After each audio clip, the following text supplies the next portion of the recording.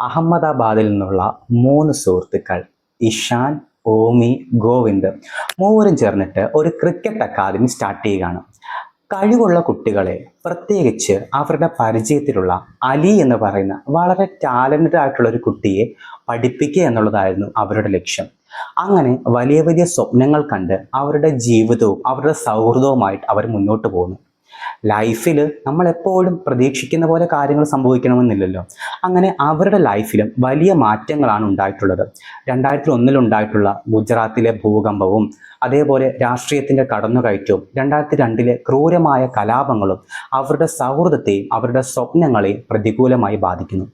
2013 പുറത്തിറങ്ങിയിട്ടുള്ള കൈപ്പോച്ചെ എന്ന് പറയുന്ന ഈ ഒരു സിനിമ ഒരു സ്പോർട്സ് ഡ്രാമ മാത്രമല്ല, യഥാർത്ഥ സംഭവങ്ങളിൽ നിന്നും പ്രചോദനം ഉൾക്കൊണ്ടുകൊണ്ട് ഇറക്കിയിട്ടുള്ള ഒരു ചിത്രം കൂടിയാണ്. രാഷ്ട്രീയവും മതവുമെല്ലാം ജനങ്ങളെ എങ്ങനെയെല്ലാം പ്രതികൂലമായി ബാധിക്കുമെന്ന് വ്യക്തമായ ചിത്രം ഈ ഒരു സിനിമ വരച്ചു കാട്ടിത്തരുന്നു.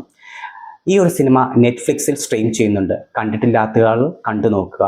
ഇത്തരത്തിലുള്ള സിനിമകൾ കാണുവാനായിട്ട് നിങ്ങൾക്ക് ഇഷ്ടമുണ്ടെങ്കിൽ തീർച്ചയായിട്ടും ചാനൽ കമൻറ്റ് ചെയ്യുക, ഷെയർ ചെയ്യുക, ഫോളോ ചെയ്യുക.